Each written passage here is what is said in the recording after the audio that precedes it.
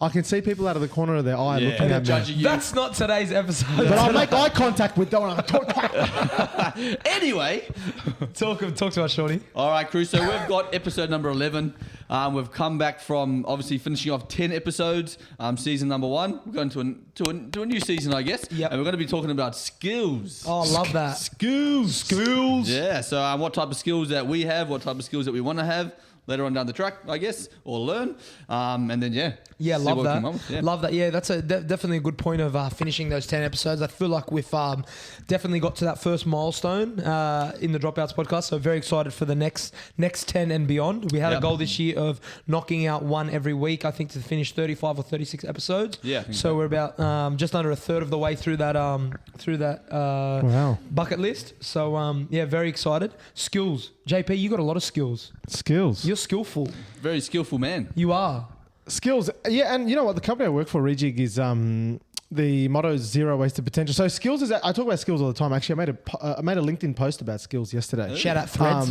Do you guys post on Threads I yet? do, yeah. Bro, Threads is I do. sick. You know, I've started thinking about that I'm going to maybe post on that. Yeah, I love it. You know why? Because Download like it. it's a lot easier to just like rattle something off over text than actually record. And Yeah. you know what I mean? Yeah, I love it. Man, and what about the fact that obviously before they even announced Threads, like the Musk and Zuckerberg. Yeah, the beef. You know what I mean? The beef or the like cage match or whatever. And Yeah. then now Zuckerberg just went and have you seen that post with him and Volkanovski? Yeah, and Adesanya. Bro, he's Yeah, ripped he's as ripped. fuck. Yeah. Zuckerberg. Really? Ripped. Bro, he's Like jacked. ripped as, bro. Here, wait, let me show. Oh, I can't show you. But see, what I like Yeah. about Threads as well, especially in like the current day and age, it actually forces people to use their brain and their own independent thinking. Like you can't just, I mean, you can post a photo in Threads, but it defeats the purpose. Like whereas Instagram, you know, you just post like you're a hot girl, you just post like a nice photo and like get like 1 million likes. So you're like a guy, you're at the gym, like you post a photo out. Like whereas this is like there's Yeah, but words and people have to comprehend it. Yeah, and but like, it's essentially Twitter. Yeah, That's it's all bro. it is. It even looks It's- and it's- feels like Twitter. Yeah, Yeah, it's like Reels for TikTok. But the other Instagram, thing is, same thing. I heard someone say this the other day. They were like, or I read it online. It was like, oh, sweet. Now they've linked it to your Instagram. Yeah. It's even easier for them to cancel you now. true. Oh, yeah, true. Yeah.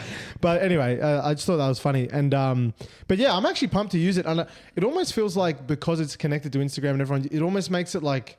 I think before I was like, oh, why would I even post on Twitter? No one even fucking Yes, follows me. yes. Yeah. No one I even know looks at it. Why would I even bother? Whereas now it's like I've got 70 followers. Put your fucking phone. Yeah. No, I was just checking the timer. Bro. Okay. This is bloke. Yeah, just looking out for us. Yeah, so like I just feel like I've already got like 70 followers. I haven't posted anything just because like everyone Yeah. follows Oh, 70 everyone. followers gone. Yeah. Okay, links it to weapon. Instagram. So that's pretty. Have you guys pretty posted anything on? Oh, you have posted something on Threads. easy. Yeah. I've posted a couple times a day. Yeah, Yeah. yeah, I've yeah, seen but- that. I love Is that. there much traction? Is there analytics and shit like Nah, not views yet. and likes and shit like No. that? I don't It'll think start there's to anything develop yet. really quickly. But No ads, anything like that. Yeah. you see, he's jumping on board. He was one of the early adopters. Yeah. Early adopters. Not a Gary, laggard. I wonder what Gary Vee has to say about Yeah, this. but there's 10 million users. Like 100 million, brother. 100 million. Yeah, Isn't that 100 million fucking users. crazy. Yeah. So That's got to be there's one a of the lot fastest growing platforms because Instagram was the fastest growing platform of all time. Well, the thing is, there's No, 100 Threads million, is so gonna- Threads is 100 the million fastest now. sign-ups. That doesn't mean like 100 million daily Active active users. users. That's Yeah, right. yeah. Daily active users is the measure of, generally speaking, the measure of not success, but it's the measure that I most thought it's active accounts. No, because active accounts, but then they either go by monthly active users or daily active users. For example, LinkedIn, when I was working for them, wouldn't really go for back then daily active users because people wouldn't use LinkedIn daily, whereas they would go for monthly active users. Right. Whereas something like Threads, I'm sure they would go more so for daily active because people are on Instagram every day and Yeah. they would Yeah. see people post about Threads, so it makes more sense that their metric would be Yes. daily active users. But interjecting there with skill, that even the social media aspect is a skill in itself. Yeah. Bro, social media is hard. Bro, it's I feel like it is a skill, but I almost feel like the Yeah. people that have execution down pat, Yeah. even more so than are good at it. But then you got people like Ursula, shout out Ursula Shania, who's just skillful at it Yes. and just fucking Consistent. posts. But Consistent. that's the thing as well. She's a gun. You can't with social confuse media. the skill with like the consistency because Yeah. regardless of whether you possess a skill or not, if you're consistent at anything, then you'll slowly get better at the skill. True. Yeah. Do you know Yeah. what I mean? True. It's They are almost like not that- mutually that- exclusive. Correct. 100%. Like, Yeah. you know what I mean? There's so many like stories of like sports stars and athletes who weren't particularly skillful, but they just put in the hours, and then as a result of their consistency and dedication, the skill came as a byproduct. It's right. You could almost say that the consistency is the catalyst. Ooh. Ding, ding, ding, ding, ding, ding, ding, ding, ding. There it is. There it is. We actually have to do one.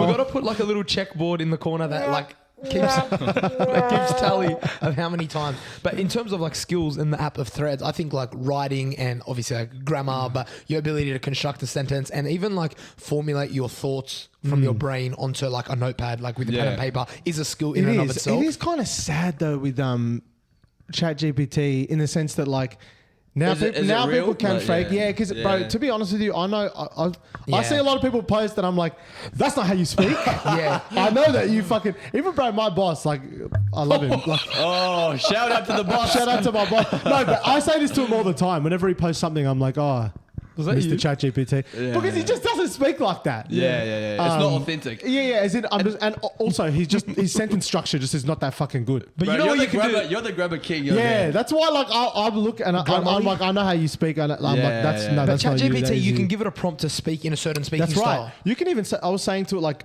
oh, write this in Alex Hormozy style, bro. Yeah. It's fucking crazy what it's able to do, man. It's Alex like, Hormozy, I like the way Alex Hormozy talks. He almost like he's one of those guys. His skill, I feel like, is reverse engineering things. So he goes more simple and simple Yes. and simple till Yeah. it's like it's at What the it's goal at is its and yeah, simplest. he like distills it down to its like simplest form. Yeah. Right, which I think in school, like when I was writing, or even like after school in uni as well, you almost waffle like just to make it sound more And to than drag it to is. drag it out. To drag it out, to Whereas add like words. now Yeah. we almost try and do the complete opposite, where we're trying to like reduce something or distill it down to its like most basic form. Literally, yeah, to add to your word count. I remember doing that. It'd be like, you're doing a recount of weekend like at school. And I'm like, Yeah. I How went can to you the add shops. words? It's like, firstly, I woke up. Yeah. Got a glass of Opened my water. eyes. Opened my I went to the down, bathroom. walk down to the shopping centre by foot on the footpath. I stopped and stared at the tree for 5 minutes. It's like, cuz, you just went downstairs.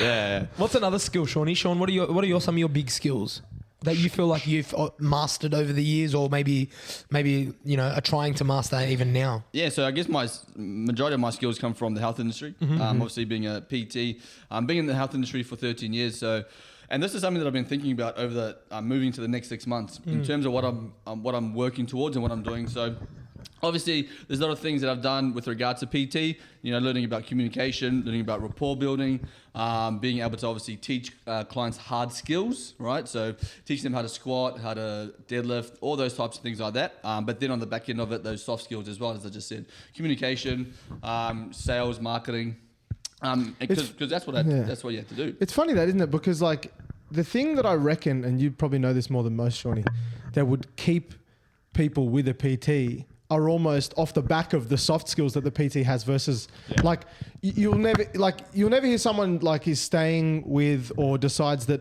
someone's going to be their trainer because oh wow they have an unbelievable squat. No, it's because like they're encouraging or they're really supportive or they know how to like big them up or persuade them or so all those soft skills I feel like are so 100%. And that so fucking getting important. into teaching, I mean I've been teaching now for 3 years, and that's the reason why I got into teaching, to teach those soft skills.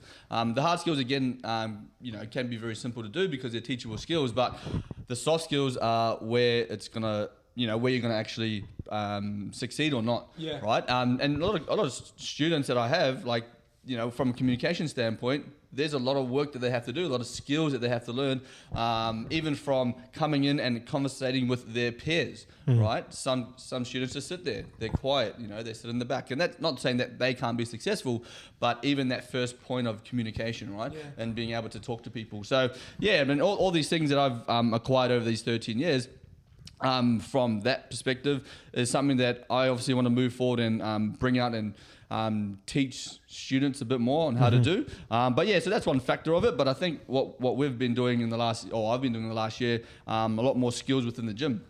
Doing skills like muscle ups and doing skills like handstands and doing those types of things, or even getting better at running. Yes. And that's something that I like. Trying to create different skills and looking at different things that I can challenge myself in and how I can actually better myself in those different areas. So that's interesting. I like what you just said there, because there's a lot to actually unpack with skills, because it's such a broad topic obviously, but you just like touched on the fact of building those individual skills like muscle ups and maybe your technical skills in and around the gym.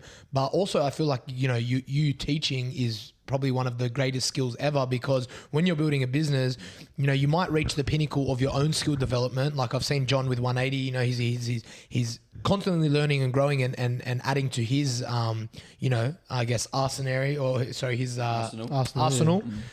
And he's getting better each day. But now that he's got sort of a business that he's growing, one of the most useful, I guess, and prosperous skills is being able to then transfer those skills to other people, and even the skill of teaching. Do you know what I mean? Because once you reach a certain point, you know, within your own business, it's then stepping away and being like, okay, I'm the best in that role, but now I want to be able to multiply myself and be able to step back and let those positions be filled, but at the same rate and not dropping off in terms of quality. Yeah, it's a natural progression. 100%. Natural progression that you go through in leadership. Yeah, definitely. Yeah. No, but that's an interesting point that you made about the transferring of skills, because, you know, I think in business, that's the only way that you're going to be able to scale. Yes. Right? Is that, That's right. you know, being able to then, that's why they say, I think it was in Robert Kiyosaki's book, I forgot which one. I don't think it was Rich Dad Poor Dad. I think it was the one after that.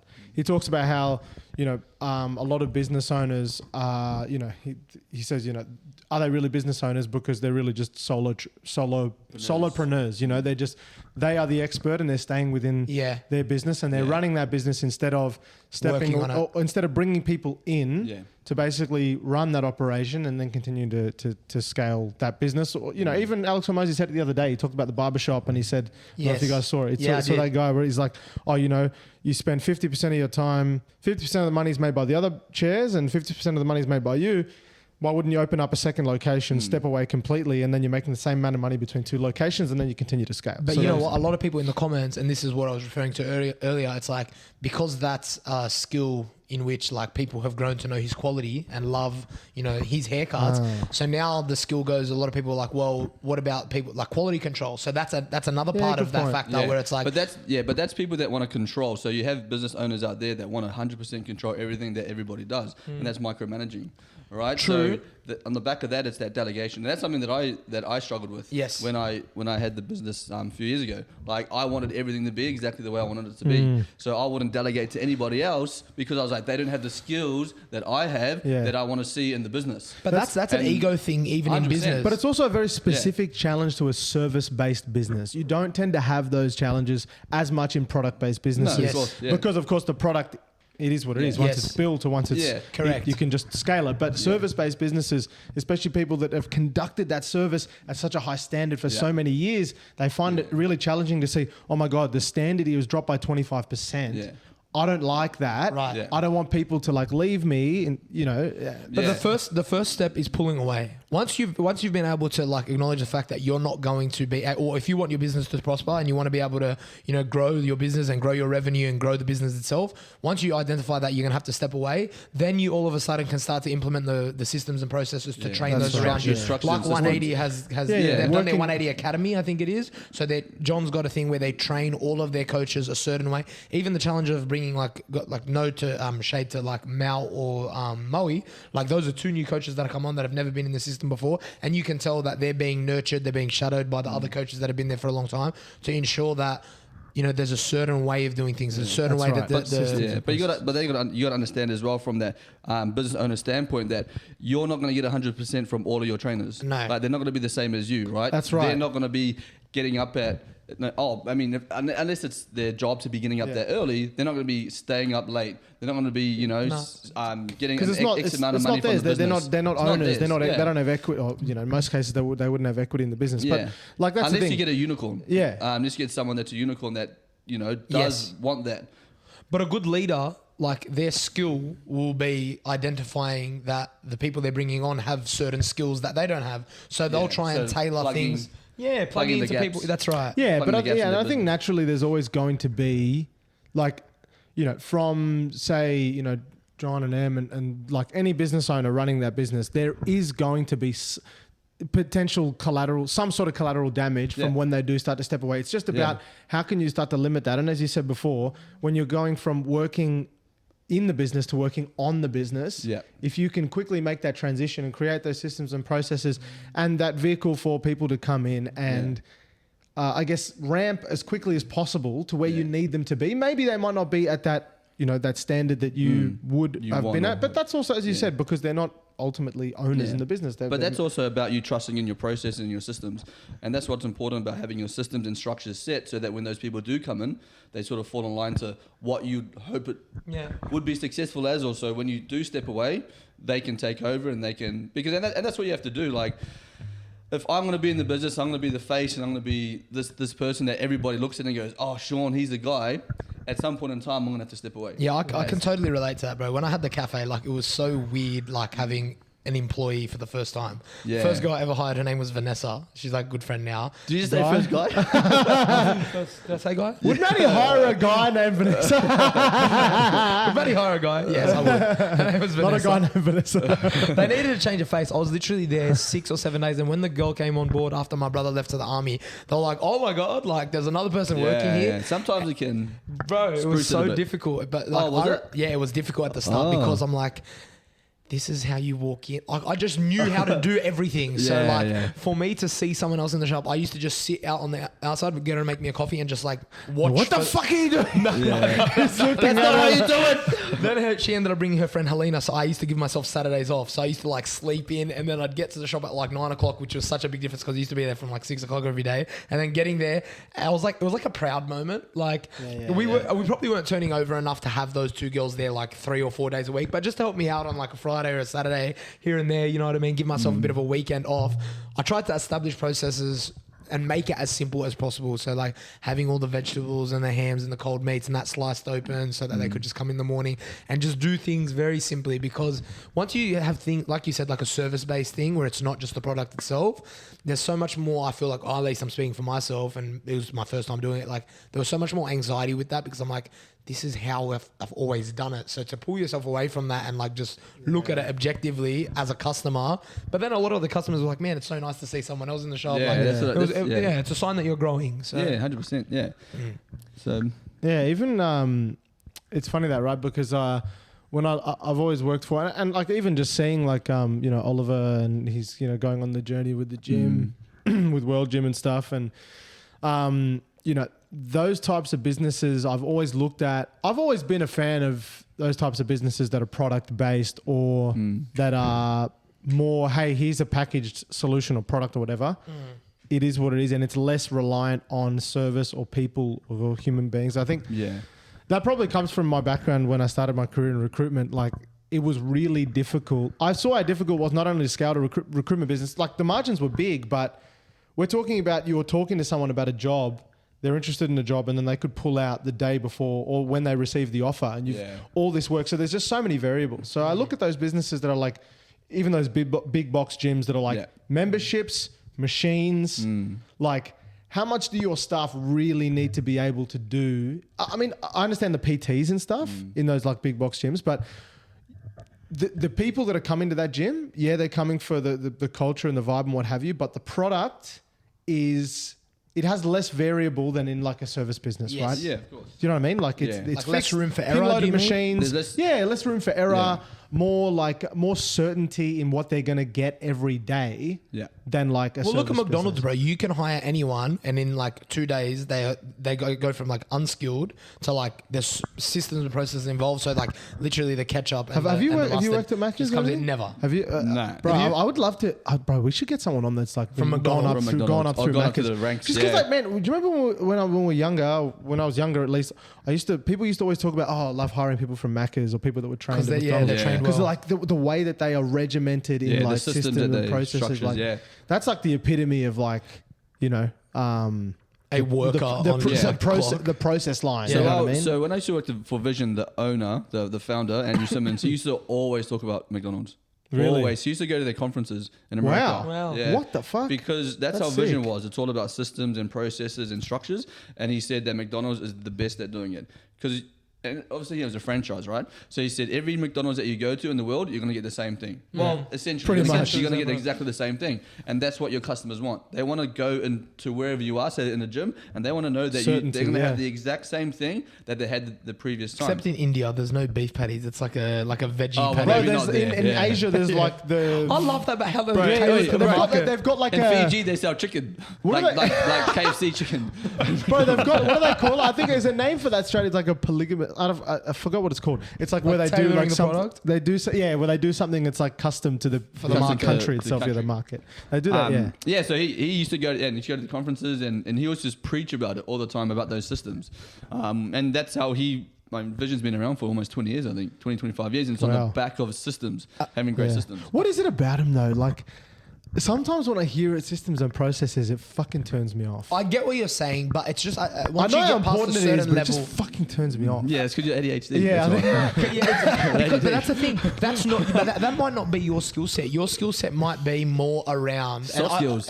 Yeah. Like sales. But like look, the thing is, having said that though, I do communicating. understand the importance of a system process. Like even in my sales process, So because I've been important. doing it for so long, Yeah. I do follow a process. But you know what? and I do Yeah. follow a structure. What? But You I think it's just naturally because like for example, I remember I used to work with a girl at LinkedIn, Tanya, really awesome rep, and me and her were like polar opposites in our style. She was like notebook, step-by-step process. Analytical. But a little bit more like, I don't want to use the word stale, but like she was a little bit more like stiff, a little bit more stiff. Yeah. And like even my mate J Ray, Ray? James Rayleigh, that's the same guy. Ray J. Same like, guy who I Kardashian? said. Same guy who I said when he asked out his missus, and she was like, "Nah, I'm sweet with that." Remember that episode? Nah, I'm Same guy. Love you, J Ray.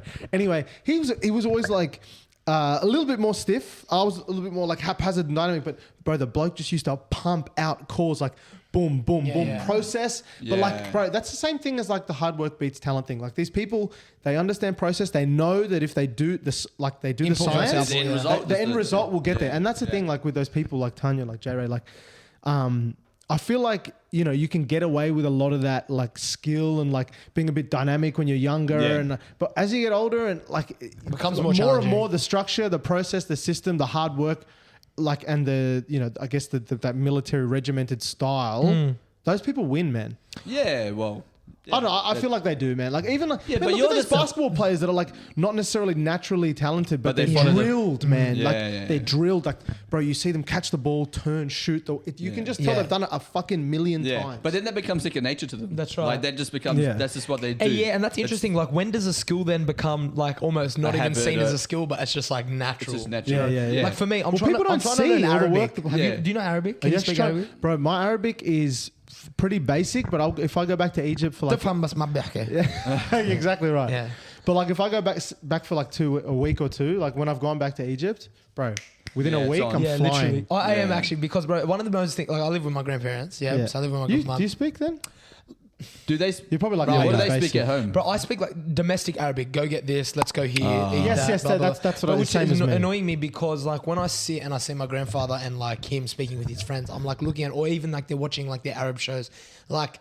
It's You wanna something be that involved, that eh? deeply pains me. Yeah, like I really wish I agree really with wish, you. and I want to learn for like I don't know how long they have, but I want to just approach my grandfather and just like start just speaking with him in Yeah. Bro, Arabic. he would And just, him imagine like trip you out. just G's out like He'll love it. you've been doing it behind the scenes, but it won't happen like that because you'll practice with him. I'm literally, I don't know why. I feel like God gave me this revelation the other day because I just want to, like I've always said I wanted to do it, but I've always been like, oh, I'll try for 2 days. And then I'm like, oh, Wants to sick. connect with the motherland. 6 months, new skill. Bro, Yeah. literally, I'm That's a big skill, bro. yeah. Bro, But but the apps, bro, the apps are crazy the apps now. Are crazy, They're but it's all in the subconscious Bro, at the back but of my mind. it would I be just so need a few easy, pieces. right, it would be to so jigsaw easy the for you to puzzle. learn. Yeah, because but you've already got surely the base. you're with your grandparents. Surely they can. Yeah, just, I know, you fucking you'll love live There's a with part them, of me that's surely. embarrassed, bro, with my grandparents. I don't know why. Like I'm just being What do you mean? like I said, my grandma the other day, she's like, why are you embarrassed to like mess up in front of me? But I don't know why. No, same, speaking, same. You know what I mean? Yeah, Same, speaking because with- you're like a bit like, But like yeah. the beautiful thing is, even my mum speaks fluent Arabic. So like I can have even like the other day she called me and then like we're speaking like in like half Arabic, but I'm like literally just like going back and forth. And if there's any question, I'm like, oh yeah, like what's the word for that? She's Well, like, that's like me as well. Like I would love to be able to speak Fijian. Wow. So my grandparents moved my father over to New Zealand when he was 3, and I asked him. I said, "Well, how come you didn't learn Fijian? How come?" And he said, "Oh, it's because I moved to New Zealand. Like no one spoke it, so they just thought, well, we're just going to speak English." So that was something that pains me as well. I'm like, fuck, but I could learn it.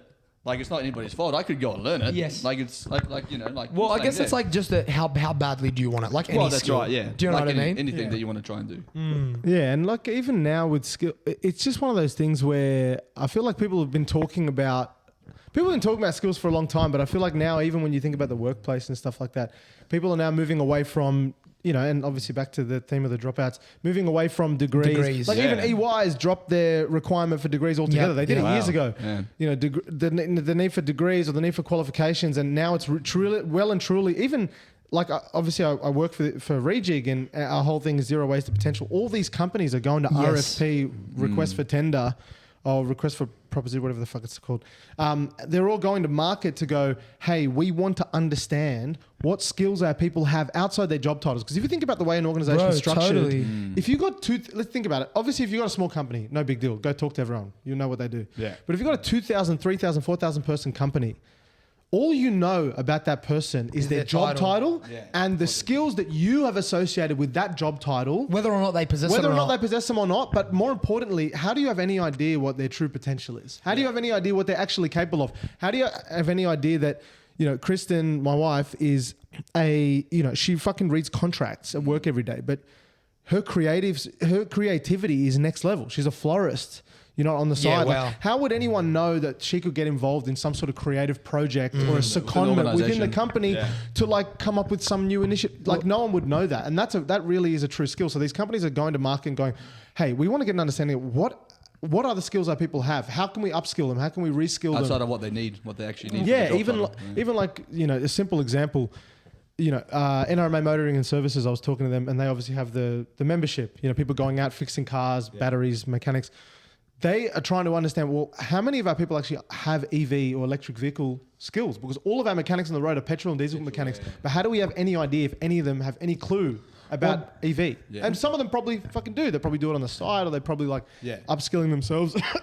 Hormozy talks about the skills as well, but it's how valuable are you? And that's the thing I wanted to learn as well, moving out of hospo. Not that I felt like I've smashed every skill available, but I want to be able to stack skills, because by the time I'm 30, I would love to just be fluent in many skills. And sales is a skill in itself. That's something that I want to move into. It's a life skill, It's a life skill, bro. And at the end of the day, I feel like a lot of it, closing the deal and maybe all the technical, I guess, you would know more than anything in sales, in all the technicalities within sales. But don't you think a big part of that of sales itself is communication and people skills? Probably a majority of it, right? Without a doubt. And it's the way that you learn to understand different personality types, whether it be desk analysis.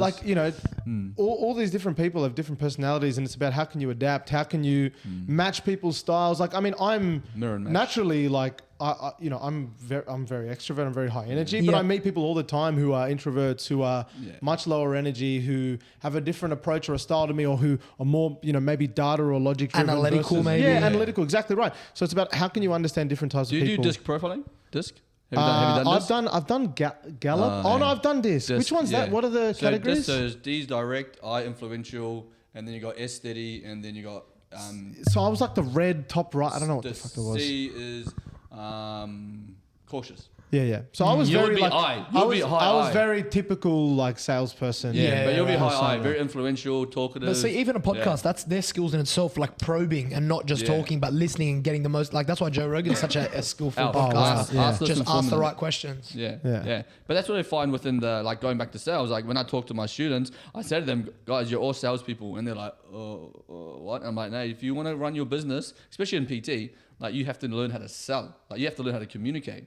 But it's that fear factor behind that, and how to pick up those skills and be able to overcome that fear. Because sales is a big no-no for some people. Question I want to leave. Oh man, it's so important. Big no-no for some people, but 100% is important. 100%. I love to leave people with the question, and I want to know a little bit more. Is skill just naturally inherent? You're just able to possess we could do another episode on this. It's my fault. I've got a meeting. Yeah, but Scott's got a friggin' phone call. I've got a meeting, bro. Fuck. But how about there's a skills part 2?